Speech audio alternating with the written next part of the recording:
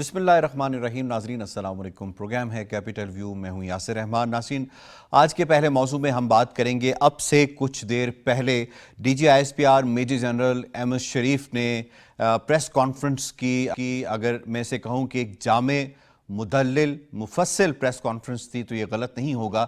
اپنی اس press conference کے اندر major general Ahmed Sharif نے جو بات کی, انہوں نے مختلف موضوعات کے اوپر بات کی. انہوں نے 9 مئی کے کرداروں کے حوالے سے بات کی, انصاف کے تقاضے کے حوالے سے بات کی, دہشت گردی کی حالیہ لہر اور اس کے تدارک کے لیے کیے گئے اقدامات کے حوالے سے بات کی. بھارت کے ناپاک عزائم سے جو پاکستان کی افواج اویئر ہیں اس حوالے سے بات کی گئی. اسی طریقے سے افغانستان سے جو ہونے والی دہشت گردی ہے اس پر بات کی گئی. اظہار رائے کی آڑ میں جو کچھ ہو رہا ہے, جو اظہار رائے کی آڑ میں کیا جا رہا ہے اس پر بات کی گئی. لاپتہ افراد کی آڑ میں جو سیاست کھیلی جا رہی ہے اس پر بات کی گئی. اور لابنگ کے حوالے سے جو انٹرنیشنلی کچھ لوگ بیٹھ کر پاکستان کے خلاف کر رہے ہیں, جس میں پاکستان کو جب قرض ملنا تھا تو اس وقت بھی لابنگ شامل تھی, اس پر بات کی گئی. لیکن سب سے پہلے انہوں نے جس چیز کی طرف اشارہ کیا وہ 9 مئی کے حوالے سے تھا.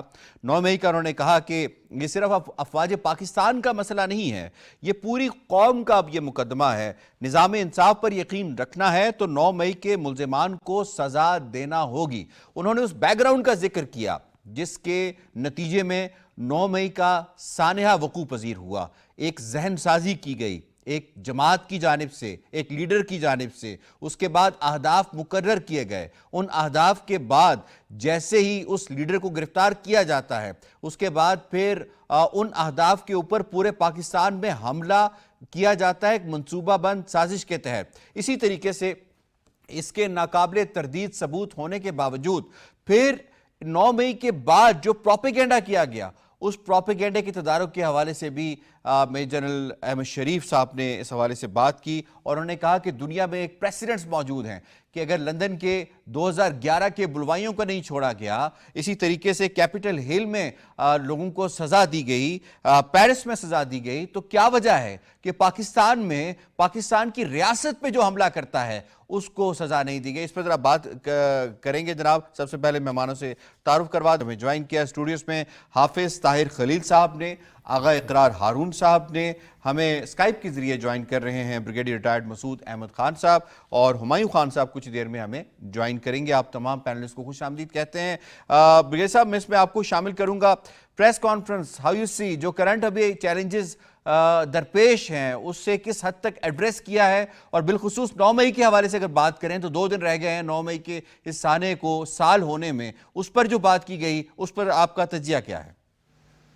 جی ہاں, بہت شکریہ. دیکھیں کہ اس طرح آپ نے بات کی ایک بہت جامع اور متعدد قسم کی پریس کانفرنس تھی. انہوں نے تمام جو سیکیورٹی اور ڈیفنس کے ایشوز تھے, بارڈر ریلیٹڈ تھے, اور انٹرنل سیکیورٹی کے ایشوز تھے جو پاکستان کے اندر ایشوز تھے.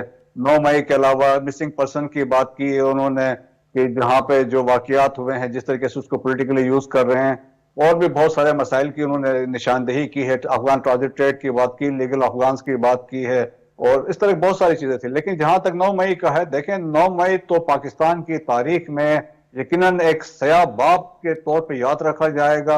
افواج پاکستان میں ملٹری لیڈرشپ اس بات پہ متفق ہے یہ اس دن کو کبھی نہیں بلایا جائے گا.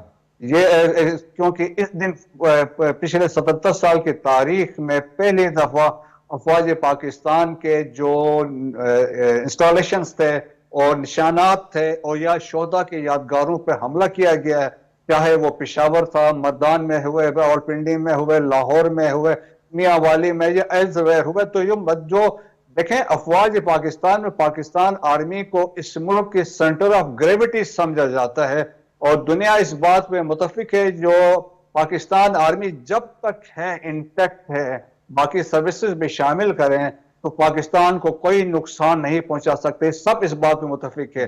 لیکن بدقسمتی سے 9 مئی کو ایسا واقعہ ہوا جس میں یہ نقصانات ہوئے, لیکن اس سے یہ ہوا کہ قوم کو اس سے نقصان پہنچا, اور خاص طور پہ افواج پاکستان کی رینکس اور فائل میں اس بات کا احساس ہے کہ ایسا کیوں ہوا اور ایسا ہمارے ساتھ کیوں ہوا.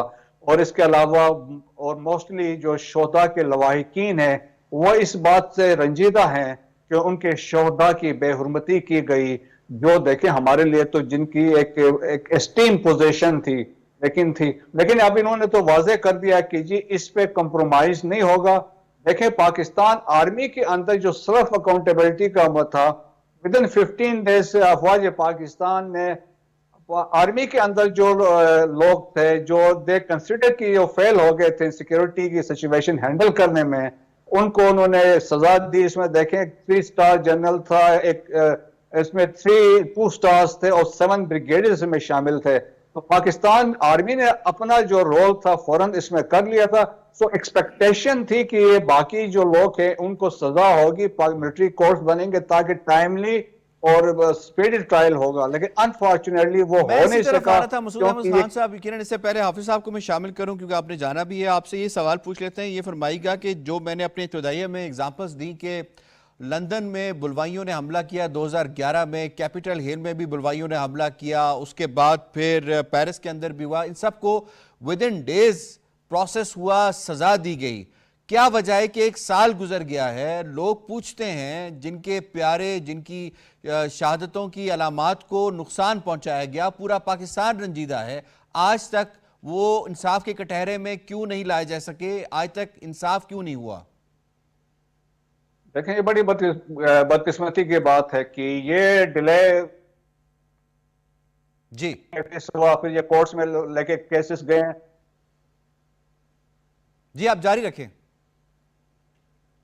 अच्छा, तो वो अभी देखें उससे ये हुआ कि अल्टीमेटली ये केस अभी सुप्रीम कोर्ट में पहुंच चुका है, तो सुप्रीम कोर्ट ने इस पे डिसीजन देना है और बेसिकली उस पे एक स्टे है। तो कोशिश तो यही है कि वो स्टे, जिस तरह पीछे ईद से पहले कुछ उन्होंने मशरूत उसको लिफ्ट किया था, लेकिन रिक्वायरमेंट है क्योंकि जब तक सजा नहीं होगी, क्योंकि इसमें बाकियों को इससे शे मिलेगी, फिर एक प्रेसिडेंट सेट होगा आने वाले वक्त में कि उन्होंने ये किया तो हम भी ये कर सकते हैं। तो मेरे ख्याल में ये बहुत देखा जाए तो पाकिस्तान की सिक्योरिटी के लिए एक सीरियस मसला हुआ है। तो उसको हमने इसको एक मसले को कंक्लूजन की तरफ जाना है।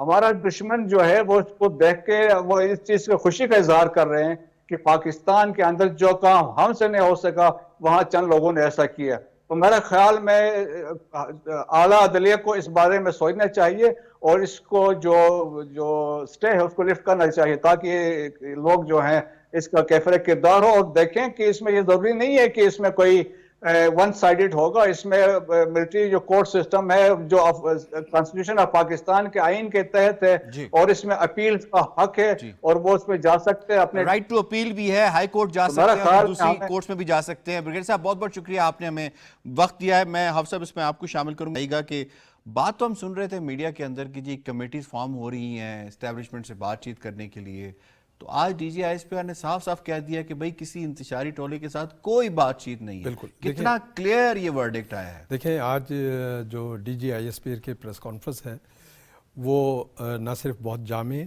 और बहुत तफसीली और उसमें हमजहती मौज़ूआत पर मुश्तमिल थी, जिसके मैं समझता हूँ कि 2 इम्पॉर्टेंट पहलू थे। एक था सिक्योरिटी और जो हमारे सिक्योरिटी एनवायरनमेंट है उस हवाले से उसके 2 पहलू थे, एक इंटरनल सिक्योरिटी और एक एक्सटर्नल सिक्योरिटी। इंटरनल सिक्योरिटी के हवाले से जब उनकी बात हुई है जिसमें दहशतगर्दी के बाद, तो उसमें 9 मई के वाक़यात का जो क्वेश्चन सामने आया वो बड़ा इम्पोर्टेंट था, इसलिए कि 9 मई के रूह फरसा वाक़यात को अब 1 साल होने को है और DGISPR ने बिल्कुल बरमला तरीके से एक लाउड और क्लियर मैसेज दिया उन लोगों के लिए जो ये तासुर दे रहे हैं कि कोई बातचीत हो रही है या कोई डायलॉग चल रहा है, कोई रायत का सिलसिला मामलात तय हो रहे हैं। तो उनका ये बिल्कुल क्लियर मैसेज था।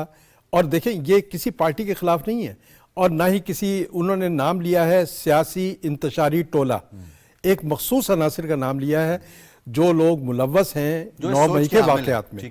और यही वजह है कि उन्होंने ये बात कही है कि जमहूरियत जो है वो जमहूरियत महज जमहूरियत नाम लेने का नाम नहीं है, बल्कि जमहूरियत को सबसे बड़ा ख़तरा ही गैर जमहूरी रवैयों से है। और ये जो गैर जमहूरी रवैये हैं उसका इजहार 9 मई को उस वक्त हुआ जब, जिस तरह से आपने इब्तदाइये में बताया कि जिन लोगों की जहन साजी की गई थी और जिन जो छोटे बच्चे थे ان کا ذہن تیار کیا گیا، ان لوگوں کو جو اس طرح کے واقعات میں کبھی ملوث نہیں رہے ان کو پہلے سے تیار کیا گیا، اور یہی وجہ ہے کہ چن چن کر دفاعی تنصیبات کو نشانہ بنایا گیا، شہداء کی یادگاریں مسمار کی گئیں، اور D G I S P R نے کہا کہ ایسے لوگوں سے جنہوں نے دفاعی تنصیبات پر حملہ کیا ہو، مسلح افواج پر ڈائریکٹ وہ جو ہے نفرت انگیز یہاں کمپین چلائی ہو، یا شہداء کی یادگاریں مسمار کرنے میں ملوث رہے ہوں، ان سے کیسے بات ہو سکتی ہے؟ ان سے کوئی بات نہیں ہو رہی۔ نمبر ایک یہ تاثر ختم ہو گیا۔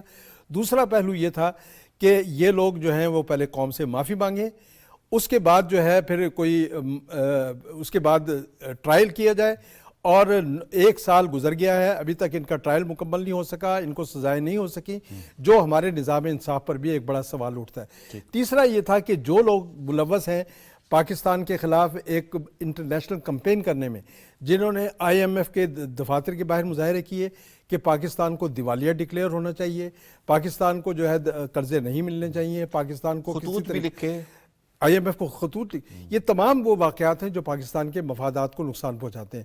تو آپ بتائیے کہ ان لوگوں سے کیسے ہم بات کر سکتے ہیں، کیسے ان سے انہوں نے کہا ہے کہ اس حوالے سے بالکل زیرو ٹالرنس کی پالیسی ہے ہماری، کہ جب ان کو پہلے سزائیں ملنی چاہیے، اور 1 سال گزر گیا ابھی تک سزائیں نہیں ملی۔ جب تک یہ سزائیں نہیں ملیں گی تو ہم کیسے اس معاشرے کو جو ہے ایک پرامن معاشرہ قرار دے سکیں گے؟ اگر ان کو سزائیں نہ ملی تو یہاں کسی کی جان و مال محفوظ نہیں رہے گی، یہاں پھر جو بھی بلوائی اٹھے گا وہ اپنے مخالفین پر حملہ کرے گا، اور اس کے بعد یہاں پر جو ہے جنگل کا پتا ہوگا قانون، کہ ویسے بھی سزا لیٹ ملنی ہے تو چلو یہ جنگل کا قانون جو ہے پاکستان میں رائج نہیں ہونا چاہیے۔ تو یہ وہ صورت پوائنٹ آ گیا آپ کا۔ ہمایوں خان صاحب نے ہمیں جوائن کیا ہے، جی ویلکم کرتے ہیں، تجزیہ کار ہے ہمارے ساتھ۔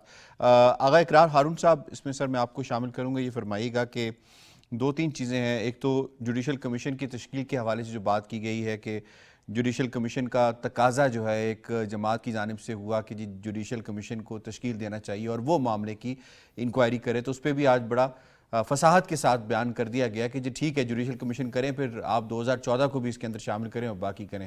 ایک تو یہ کتنی تسلی کروا دی گئی ہے کہ جوڈیشل کمیشن کا نام لے کے جو بلیک میل کیا جاتا تھا، اور دوسرا جو آزادی اظہار رائے کی مد میں جو کچھ اتنے عرصے میں 1 سال کے اندر ہوتا رہا ہے، اس سے اب کاؤنٹر کرنا کتنا ضرورت ہے، کتنی ضرورت ہے کہ مقننہ اس کے اوپر آپ کوئی نہ کوئی قانون سازی کریں؟ سر یور ٹیک۔ بہت شکریہ۔ دیکھیں یاسر صاحب، جہاں تک آپ جوڈیشل کمیشن کی بات کر رہے ہیں تو جوڈیشل کمیشن چلے ٹھیک ہے، لیکن جو مقدمات اس وقت اپنے آخری لیگ پہ ہیں اور جن کا کچھ کا فیصلہ ہو چکا ہوا ہے، ان کو ہم کسی بھی صورت میں جو ہے وہ یہ نہیں کہہ سکتے کہ اب ہم پھر سے یعنی کہ سٹارٹ فرام زیرو۔ آپ جوڈیشل کمیشن بنائیں، انہوں نے بات کی ہے 2014 کی بھی کی ہے، 16 کی بھی کی ہے۔ یہ جس بلڈنگ میں میں بیٹھا ہوا ہوں اس پہ بھی ایک اٹیک ہوا تھا، پارلیمنٹ پہ ہوا تھا۔ پھر آپ جوڈیشل کمیشن میں اگر جانا ہے تو دیکھیں ان کا جو انہوں نے جو امپورٹنٹ بات کی ہے میرے پوائنٹ آف ویو سے، وہ یہ ہے کہ یہ بات ہمیں سمجھ آنی چاہیے کہ ایک خاص جماعت جو ہے وہ لوگوں کی ذہن سازی کرتی رہی ہے۔ کیسے؟ اس نے یہ نیریٹو دیا کہ جو ریاست ہے وہ فورسڈ سٹیٹ ہے۔ فورسڈ سٹیٹ ہوتا ہے کہ یہ اپریسر ہے، یہ ظالم ہے اور آپ مظلوم ہیں۔ یہ 2014 سے کھیل چاہ رہی تھا کہ ریاست کے خلاف لوگوں کو کھڑا کیا جا رہا تھا کہ آپ نے ریاست سے اپنا حق چھین دیں، اور پھر ریاست کو پورٹرے کیا گیا پاکستان آرمی کے طور پہ، اور لوگوں کو کہا گیا کہ اس پہ حملہ کر دو۔ تو یہ ایک دن میں سب کچھ نہیں ہوا، اور اسی لیے انہوں نے کہا ہے کہ اگر شروع 2014 سے ایک بیانیہ بنایا جا رہا تھا، اس کو کہتے ہیں فورس سٹیٹ کا بیانیہ۔ دیکھیں آج انہوں نے باتیں کی ہیں، ان میں ایک سوال انہوں نے کیا ہے پوری قوم کو جو میں محسوس کر سکتا ہوں اور آپ نے بھی کیا ہوگا۔ واقعی مجھے بات بتائیے، 2 دن رہ گئے ہیں 9 مئی کی پہلے یعنی کہ سال کو ختم ہوتے ہوئے، ابھی تک ریاست ان ٹوٹو لوگوں کو سزا کیوں نہیں دے سکتی؟ یہ تو ہر زبان پہ یہ سوال ہے۔ دس از اے کویسچن۔ اور آپ نے ریفرنسز آلریڈی دے دیے کہ جب لندن میں ہوا، جب پیرس میں ہوا اور جب امریکہ میں ہوا، وہ تو فوری انصاف کر کے وہ تو سارے جیلوں میں پڑے ہیں۔ ساری رات اپنا کیسز پوری رات اپنا ہیئرنگ ہوتی رہی۔ سوال یہ ہے کہ ہماری فوج جس کے ساتھ صرف زیادتی نہیں ہوئی بلکہ فوج is a symbol of your unity, your sovereignty, your country and your defence, اس کے اوپر اتنا بڑا اٹیک ہوتا ہے، اور 1 سال کے بعد میں اور آپ سارے بیٹھ کے یہ ایک دوسرے سے پوچھ رہے ہوتے ہیں کہ فیصلے کب ہوں گے. صحیح. تو یہ تو بہت بڑا سوال ہے, اور یہ سوال انہوں نے بھی ریاست سے کیا ہے, آپ کے پروگرام کی وساطت سے میں بھی ریاست سے کرتا ہوں. آغا صاحب وہ جو آزادی اظہار رائے کی جو بات ہوتی ہے, اب میں یہ ہائی ٹائم نہیں آ گیا کہ اس کے اوپر جو قانون ساز ہے وہ مل کر بیٹھیں, اب اس کو ڈیفائن کر دیں کہ جی آزادی اظہار رائے وہ نہیں ہے جو کچھ ہم سوشل میڈیا پہ دیکھ رہے ہوتے ہیں کہ ایک دوسرے کی پگڑی اچھالتی ہے اور یک طرفہ طور پہ چل رہا ہوتا ہے. دیکھیں بہت شکریہ یہ آپ یہ سوال اس وقت پوچھنے کا. دیکھیں آرٹیکل 19 بالکل کلیئر تھا, پھر ہم پی کا بھی لے کر آئے, پھر ہم نے بہت لاز لے کر آئے جس کا کوئی فائدہ نہیں ہوا ان ٹوٹو.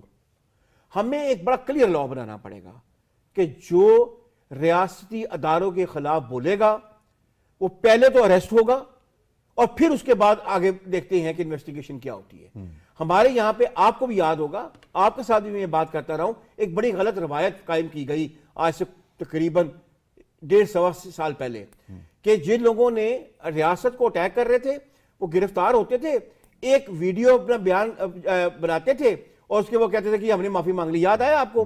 میری تب بھی یہی رائے تھی, یہ غلط ہو رہا ہے, یہ آپ کو یاد ہوگا. میں تب بھی کہتا تھا کہ آپ باقی لوگوں کو ایک آپ سمجھے کہ آپ ایک وے آؤٹ دے رہے ہیں کہ اوکے اسی بھی کر کے ایک سٹیٹمنٹ دے دیں گے. ریاست کو ریاست کے طور پہ بیہیو کرنا پڑے گا. ٹھیک ہے. ہمایوں خان صاحب, آپ اگر مجھے سن پا رہے ہیں تو یہ فرمائیے گا کہ ایک جماعت وہ یہ کہتی ہے کہ ہم تو سب سے پاپولر جماعت ہیں اور جتنا مینڈیٹ یا ووٹ ہمیں ملا ہے اس نے تو جو 9 مئی کا بیانیہ تھا وہ تو سارا زبردست کر کے چھوڑ دیا ہے. تو آج D G I S P R نے کافی حد تک وہ جو فیکٹس اینڈ فگر سامنے لے کر آئے ہیں کہ اس جماعت کو کتنا ووٹ پڑا, کتنی پرسنٹیج پڑی, اور جو دعویٰ وہ جماعت کرتی ہے تو جو 9 مئی کا بیانیہ ہے وہ اپنی جگہ پر موجود ہے, اس کو کوئی کسی قسم کا کوئی 8 فروری سے کوئی فرق نہیں پڑا. ایسا ہی ہے سر؟ جی اگر آپ میری آواز سن پائیں تو بالکل آپ نے جو سوال کیا اس کے اندر ہی اس کا جواب بھی پنہا ہے. وہ اس کی ریزن یہ ہے کہ یہ 2 کمپلیٹلی علیحدہ باتیں ہیں کہ جس جماعت کا ہم ذکر کر رہے ہیں جو یہ دعویٰ کرتی ہے کہ ان کی پاپولیرٹی یا جو 8 مئی کے اوپر جو الیکشن کا رزلٹ ہے اس کا اس چیز کے ساتھ کوئی 8 فروری کا اس کا 9 مئی کے واقعات کے ساتھ کوئی تعلق نہیں. وہ ایک ہماری ہسٹری کا ایک سیاہ باب ہے, جس طرح حافظ صاحب نے بھی کہا, آغا صاحب نے بھی کہا, اس سے پہلے بریگیڈی صاحب بھی کہہ رہے ہیں, اور میرا خیال ہے کوئی بھی جو ذی شعور پاکستانی ہے وہ اس سے بالکل اختلاف نہیں کرے گا کہ وہ جو اس دن کے واقعات ہیں وہ ایک تاریخ کے اندر ایک سیاہ باب ہے, ایک دھبا ہے. اس کی پراپر انویسٹیگیشن ہونی چاہیے جس کا آج D G I S P R نے ذکر کیا, اور انہوں نے جوڈیشل کمیشن بنانے کا بھی ذکر کیا. تو جو الزامات پولیٹیکل پارٹی کی طرف سے اسٹیبلشمنٹ کے اوپر یا فوج کے اوپر لگایا جا رہے تھے, انہوں نے کہا ہم کلیئر ہیں, ٹرانسپیرنٹ ہیں, اس کا کوئی بھی جو ہے وہ ٹرانسپیرنسی کے مطابق کرا لیا جائے, احاطہ کرا لیا جائے, جوڈیشل کمیشن بنایا جائے. لیکن اس کے ساتھ ساتھ باقی ایسے اور بھی واقعات ہیں جس کا بھی آپ سب نے ذکر کیا. تو ان دونوں واقعات کو میرا خیال ہے مکس نہیں کرنا چاہیے. اس پارٹی کے جو کلیم ہیں وہ عدالتوں میں ہیں, ان کے اوپر عدالتیں اپنی رائے دے رہی ہیں, لیکن اس وقت جو اسٹیبلشمنٹ کے اوپر اور ہماری فوج کے اوپر جو الزامات لگائے جا رہے ہیں اس کا جواب دینے کے لیے D G I S P R نے آج بڑی کمپریہنسو جو ہے اپنی اسیسمنٹ کی اور اس کا بتایا. ہمایوں خان صاحب, آپ کی اجازت سے, اگر آپ کی اجازت ہو تو میں ادھر اپنے ناظرین کو بھی یہ فیکٹس بتاتا چلوں جو کہ D G I S P R نے بتایا کہ ٹوٹل جو آپ کا ووٹر تھے تقریباً 12 کروڑ کے قریب ووٹر تھے, اس میں سے 47% ٹرن آؤٹ تھا. 47% ٹرن آؤٹ میں اس مخصوص جماعت کو 31% ووٹ ملا ہے جو تقریباً بنتا ہے 1 کروڑ 60 یا 70 لاکھ. باقی 69 to 70% جو ووٹ ہے وہ باقی جماعتوں کو ملا ہے. تو یہ ہے وہ سٹیٹسٹکس جو انہوں نے بیان کی. جی سر آپ کنٹینیو کیجئے. تو دیکھیں یہ سٹیٹسٹکس اس طرح بھئی آپ نے بتائیں, صرف وہ چیز کلیئر ہو جاتی ہے کہ ان 2 چیزوں کا آپس میں کوئی لنک نہیں ہے جو کہ وہ پولیٹیکل پارٹی جو ہے بنانے کی کوشش کر رہی ہے. تو یہ ایک سیپریٹ واقعہ ہے اور اس کو اس تناظر میں دیکھنا چاہیے کہ اسٹیٹ انسٹیٹیوشن کو, اسٹیٹ کی رٹ کو کوئی بھی جو ہے اگر جتھوں کی صورت میں, اور اسی چیز کو ہم پچھلے 20 سال سے جو ہے وہ لڑ رہے ہیں وار اینڈ ٹیرر کے اوپر, جس کا ذکر بھی کیا گیا کہ گروہ اٹھتے ہیں اور اپنی مرضی سے جو ہے اسٹیٹ کی رٹ کو چیلنج کرنا شروع کر دیتے ہیں. ایسا ممکن نہیں ہے, اور جو اسٹیٹس یا جو نیشنز بنتی ہیں اس میں اسٹیٹ کو اپنی رٹ دکھانی پڑتی ہے. اور میرا خیال ہے کہ یہی چیز اور اسی چیز کا اظہار جو ہے آج آئی ایس پی آر کی طرف سے کیا گیا, اور یہ بڑی کمپریہنسو تھی, اور اس میں اور بہت ساری چیزوں کا احاطہ کیا گیا. اس کے ساتھ ساتھ جو ہے جو پاکستان کو درپیش چیلنجز ہیں جس میں سب سے بڑا چیلنج اس وقت جو ہے، ابھی حافظ صاحب نے بھی ذکر کیا اور آپ نے بھی کیا، اور پھر اس پارٹی کا ذکر آ جاتا ہے، اپنی اکانومی کو کس طرح سٹیبل کرنا ہے. جی اب جب ہم اس اکانومی کو سٹیبل کرنے کے لیے جو ہے مختلف فورمز کے اوپر انٹرنیشنل جو ایڈ اور اس کے علاوہ ٹریڈ کی باتیں کر رہے ہیں، اور اس کے علاوہ اپنے قرضہ جات کو ریسٹرکچر کرنے کی باتیں کر رہے ہیں، آئی ایم ایف کے ساتھ ہماری ڈیل چل رہی ہے جو کہ ایک بہت اہم جو ہے فائنینشیل انسٹیٹیوشن ہے. اس میں اگر ایک صوبے کے جو فائنانس منسٹر ہوں اور وہ خط لکھیں جبکہ فیڈرل جو ہے وہ نیگوشیٹ کر رہا ہو، تو یہ بتاتا ہے مینٹیلٹی. آپ کو اختلاف ہو سکتا ہے اپنی پارٹیز کے ساتھ، آپ کو اختلاف ہو سکتا ہے اپنی اسٹیبلشمنٹ کے ساتھ، لیکن اگر آپ کو اپنے نیشنل انٹرسٹ کا ہی نہیں پتا کہ جس وقت اسٹیٹ یا اکانومی یا لوگوں کی مجبوریاں یا ان کو بہتر کرنے کی اگر فیڈرل لیول کے اوپر یا کوئی چیز کی جا رہی ہے تو آپ اپنی سیاست کو آگے لے کے آئیں. دس از ہائیلی ان ایکسیپٹیبل. جی پھر جو دوسری چیز جی جس کا ذکر کیا گیا وہ جی آپ بات دہشت گردی ہے. جی ٹھیک. اب دہشت گردی کے اوپر جو ہے بڑا ایک کمپریہنسو، آپ کو پتا ہوگا کہ پاکستان کو رول دنیا کے اندر سرایا جا رہا ہے، پوری دنیا کے اندر جو ہمارے تمام دوست اور بلکہ ایسے لوگ بھی دہشت جو گردی ہمارے پہ بات دوست کریں نہیں گے. دہشت گردی بڑا کیونکہ امپورٹنٹ یہ ایسپیکٹ ہے پاکستان کے پوائنٹ آف ویو سے، ہم نے اس کے لیے پورا ایک دوسرا سیگمنٹ رکھا ہے. حافظ صاحب اس میں ذرا آپ کو شامل کرتے ہیں. پچھلے کچھ عرصے سے ہم دیکھ رہے ہیں کہ لاپتہ افراد کی آڑ میں کچھ لوگوں کو اسلام آباد میں لانچ کیا جاتا ہے. وہ پلانٹڈ لوگ جس طرح سے یہاں پہ حرکتیں کرتے ہیں، پھر وہ بیانیہ بناتے ہیں، پھر ان کی ویڈیوز سوشل میڈیا کے اوپر وائرل ہوتی ہیں، اور پھر پاکستان کا امیج جو ہے وہ اسے خراب کیا جاتا ہے، اور انڈیا اس کے اوپر بڑا کھیلتا ہے. بالکل. اس پر جو انہوں نے جواب دیا دیکھیں آج وہ انہوں نے یہ بتایا کہ بھئی کہ مسنگ پرسنز کا معاملہ جو ہے صرف پاکستان کا معاملہ نہیں ہے بلکہ دیگر ملکوں میں بھی ہے، اور اس میں لیکن پاکستان کے حوالے سے جو اینٹی پاکستان پروپیگنڈا کیا جاتا ہے اور خاص طور پر پڑوسی ملک سے جو اس کی بیکنگ کی جاتی ہے اس کو انہوں نے آج بے نقاب کیا ہے، اور یہ بتایا ہے کہ اور دیکھیں ایک بات تو یہ ثابت ہو گئی کہ مسنگ پرسن جو ہیں اس میں سے بیشتر وہ لوگ ہیں جو از خود جو ہیں کسی نہ کسی طریقے سے ملک چھوڑ گئے اور ملک دشمن طاقتوں کے ہتھے چڑھ گئے، وہاں ٹریننگ کر کے پاکستان پہ حملوں میں ملوث ہیں یا مارے گئے. کیونکہ دیکھیں ابھی ریسنٹلی ایک جو جن دہشت گردوں 3 دہشت گرد جو مارے گئے ہیں اس میں 2 ایسے بھی تھے جن کے بارے میں یہ کہا گیا یہ مسنگ پرسن تھے، اور ان کے باقاعدہ جو ہے یہاں پر کمپین چلائی گئی، یہاں جلسے جلوس کیے گئے ان کے لیے. بعد میں پتہ چلا کہ یہ تو دہشت گرد تنظیموں کا حصہ بن گئے تھے. تو اب یہ دیکھیں کہ تقریباً جو ہمارے یہاں لاپتہ افراد کا جو کمیشن ہے وہ کام کر رہا ہے، تقریباً 6 سال ہو گئے. اب 6 سال میں انہوں نے مور دین 80% جو ہے مسنگ پرسن کا انہوں نے جو کیسز تھے ان کو ریزالو ہو گئے ہیں، اور اس کا پتہ چل گیا ہے کہ یہ لوگ جو ہیں ان میں سے بیشتر جو ہیں واپس آ گئے ہیں یا از خود گئے تھے، کوئی گھریلو جھگڑے تھے یا اپنے معاش کے سلسلے میں چلے گئے تھے. بہرحال یہ ہے کہ یہ ایشو جو ہے واقعی بڑا امپورٹنٹ ایشو ہے، اور اس میں جن ریاستی اداروں کو ملوث کیا جا رہا ہے آج خاص طور پر D G I S P R نے اس کو کلیئر کیا کہ اس پہ ہمارا ادارہ بالکل ملوث نہیں ہے، ہم قانون کے تحت کام کر رہے ہیں، اور جو لوگ جا رہے ہیں مسنگ پرسن کے طور پر یا جو لوگ اس کو ایز اے کمپین چلا رہے ہیں اینٹی پاکستان، یہ وہ لوگ ہیں جن کا ذہن ہی پاکستان کے مفادات کے خلاف ہے، جن کا رویہ جن کے طور طریقے سب پاکستان کے مفادات کے خلاف ہے. اس لیے ہمیں چوکس ہونے کی ضرورت ہے اس حوالے سے کہ مسنگ پرسن کا جو موضوع ہے وہ پاکستان کے خلاف استعمال نہیں ہونا چاہیے. وہ جن لوگوں کے واقعی بچے گم شدہ ہیں یا جن کے والدین میں سے کوئی بھائی وغیرہ، تو گھر میں جو ہے یقیناً ایک پورا گھر جو ہے سفر کرتا ہے، تو ہمیں اس مسئلے کو اس کے ساتھ نہیں جوڑنا چاہیے جس کے ساتھ جوڑنے کی کوشش کی جا رہی ہے. تو یہ ایک معاملہ جو ہے بہت امپورٹنٹ تھا جس کو آج وضاحت کے ساتھ D G I S P R نے بیان کیا ہے. اچھا آغا صاحب، ایک اور موضوع کے اوپر جو لابنگ کی گئی، ہمیں ایک وقت کے اندر لیکوڈیٹی کرنچ تھا، ہمارے پاس ایک منتھ کی جو فارن ایکسچینج پیمنٹس تھی اتنے پیسے ہمارے پاس موجود نہیں تھے. آئی ایم ایف کے پاس پرائم منسٹر جو ہے اپنے پچھلے دور کے اندر بار بار جا رہے تھے اور بالآخر پیرس جا کے انہوں نے یہ ڈیل جو ہے وہ فائنلی سائن کر دی. اس پہ جو لابنگ کی گئی پاکستان کے خلاف، خاص طور پہ آئی ایم ایف کے دفتر کے سامنے جا کے پھر خطوط لکھ کے، یہ ڈونٹ یو تھنک یہ ملٹی پرونگ اسٹریٹجی اپنائی گئی تھی پاکستان کے خلاف، کس طریقے یہ سری لنکا بن جائے ان کو لون نہ مل سکے؟ دیکھیے بات یہ ہے کہ پاکستان ہمیشہ سے اسی پارٹی کا ٹارگٹ رہا ہے جس نے اس ملک پہ حکمرانی کی 42 مہینے، اور ان کو اس میں وہ پورا موقع ملا کہ وہ تمام کام کریں جس میں سی پیک کا بند کرنا، جس میں پاکستان کے تعلقات دوست ممالک کے ساتھ خراب کرنے، جیسے پاکستان کو آپ سمجھے کہ جو انٹرنیشنل ہورائزن ہے اس پہ سے اپنا ودرا کروانا، وہ سارا انہوں نے کام کر لیا. اس کے بعد گورنمنٹ ان کی چلی گئی، ووٹ آؤٹ ہو گئی. صحیح. ووٹ آؤٹ ہونے کے بعد ان کو سمجھ نہیں اب کیا کرنا ہے، what is to be done.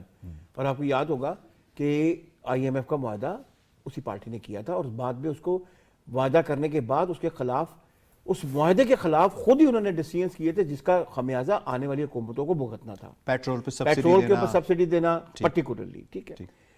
اب جو خط لکھے گئے، جن لوگوں نے خط لکھے وہ پاکستان میں موجود ہیں.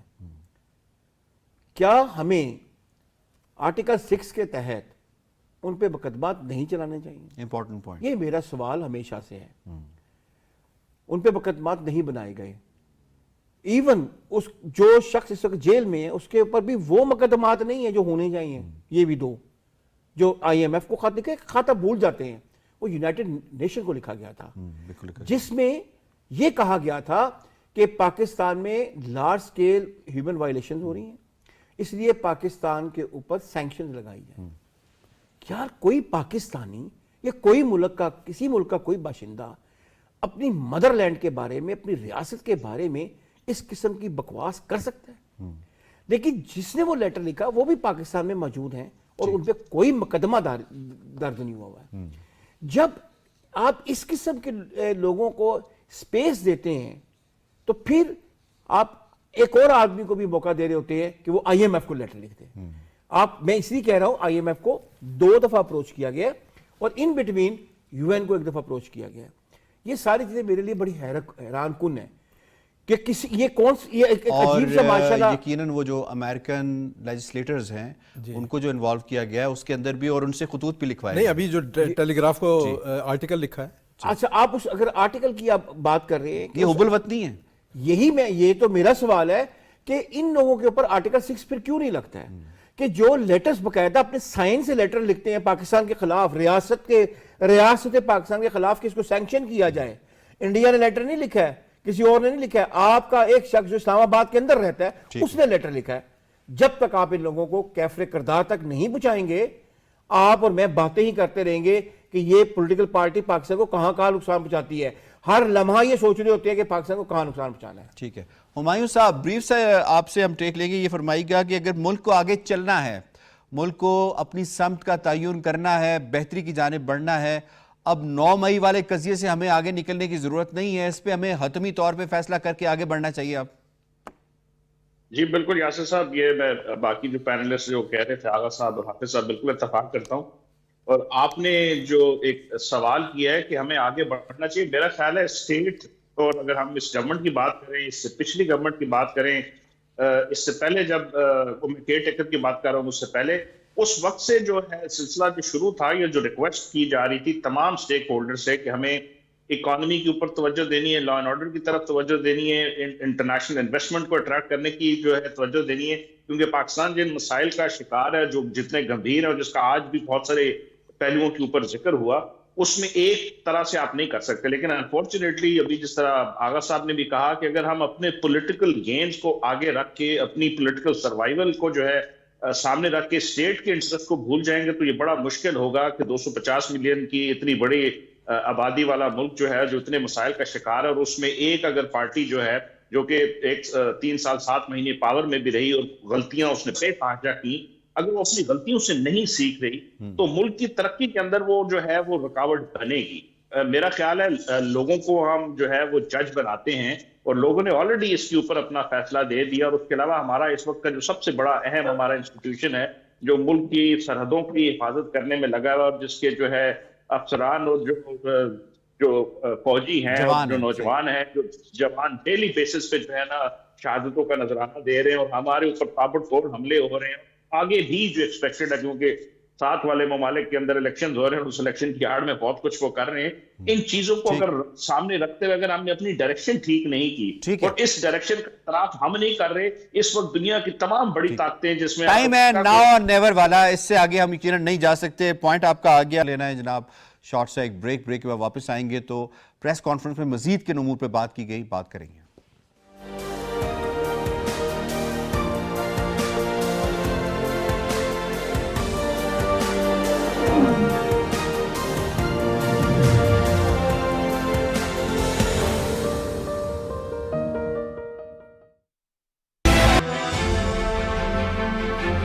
नाज़रीन, चौथा स्तून टीम पहुंची है रेडियो पाकिस्तान पेशावर। 300 बंदे के करीब यहाँ से एंटर हुए, जिनके पास असलहा था। दहशत गर्दी सर उठाती है, फिर हम शहादतें देते हैं, ये सिलसिला कैसे खत्म हो? ये जलाना तो ऐसा है, रेडियो पाकिस्तान को जलाना कि हमने पाकिस्तान को आग लगा दी है। KPK के वज़ीर आला ये कहते हैं कि 9 मई के लोगों को छोड़ दो, वरना मैं छुड़वा लूंगा, मैं चढ़ाई कर दूंगा मरकज पे। पहले टेररिस्ट वो करते रहे, फिर बदकिस्मती से इस सूबे में 2013 से जो पार्टी हुई उसने वही रोल प्ले करना शुरू कर दिया। ये साउथ एशिया का दूसरा रेडियो स्टेशन था।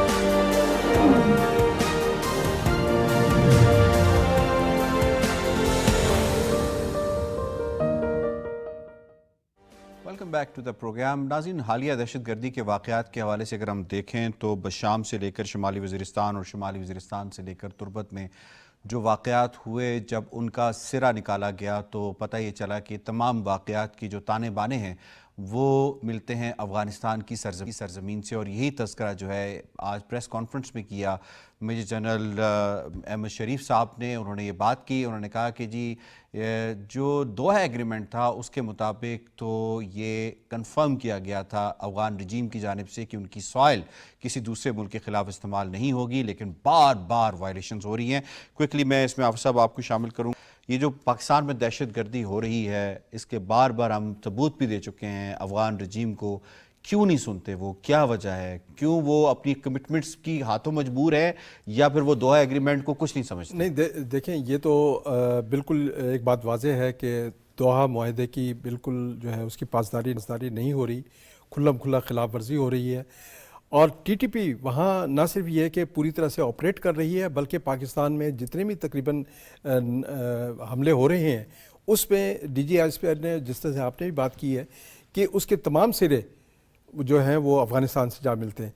आप देखें 26 मार्च को लास्ट जो अटैक हुआ है बेशाम वाला, जिसमें 5 चीनी इंजीनियर जो हैं वो जहाँ बहक हुए हैं, तो वो जो लोग पकड़े गए हैं या जो खुदकुश हमलावर था उसका जो है जब पता चलाया गया तो उसके तमाम जो है ताने बाने वो मिलते हैं अफ़गान से। तो अफ़गानिस्तान की जो सरज़मीन है वो खुल्लम खुल्ला इस्तेमाल हो रही है पाकिस्तान के ख़िलाफ़। और पाकिस्तान ने बारहा अबूरी हुकूमत को ये बावर कराया है कि हमने हर गाम पर और हर शोबे में आपकी मदद की है। खुदा के लिए ये दहशत गर्दी को पनपने से रोकें। ये ना सिर्फ ये कि पाकिस्तान के लिए, अफ़गानिस्तान और पूरे ख़ित्ते के लिए ख़तरा बन गई है। और इस अफरीद को ख़त्म करने के लिए आज बिल्कुल ये एक बड़ा लाउड और क्लियर मैसेज था कि पाकिस्तान जो है वो दहशत गर्दी ख़त्म करने के लिए आखिरी हद तक जाएगा, और इस हवाले से कोई कंप्रोमाइज़ नहीं होगा। और इस हवाले से पाकिस्तान की लाइन ऑफ एक्शन बिल्कुल क्लियर है। मुसल्लह अफवाज जो हैं वो 10,000 से 17,000 से ज़्यादा इंटेलिजेंस बेस्ड ऑपरेशन कर चुकी हैं, और रोज़ाना तकरीबन 100 के करीब जो है ऑपरेशंस हो रहे हैं। ये देखें, ये वो हमारा अज़्म है दहशत गर्दी के ख़िलाफ़, और हम पाकिस्तानी अवाम को एक पुरअमन पाकिस्तान देना चाहते हैं। मुसल्लह अफवाज ये चाहती हैं कि पाकिस्तान पुरअमन हो, यहाँ की मुआशी सरगर्मियाँ बहाल हों, यहाँ पॉलिटिकल स्टेबिलिटी आए, जमहूरियत जो है उसकी गाड़ी का पहिया चलता रहे। तो ये वो तमाम अवामिल हैं जो जुड़े हुए हैं अमन व अमान के मसाइल के साथ। और हालिया जो इक़दामात हैं दहशत गर्दी के ख़िलाफ़, उसके नतीजे में देखें कि लेकिन आप साहब इस बात को तो आप एग्री करेंगे ना कि हम इंटरनली जितने भी इक़दामात कर लें, जब तक एक बड़ी लीकेज वहाँ से कंट्रोल नहीं होगी तो वो जो इक़दामात हैं, देखिए हमने बॉर्डर मैनेजमेंट को बेहतर बनाया है। उसके नतीजे में काफ़ी बेहतरी आई है।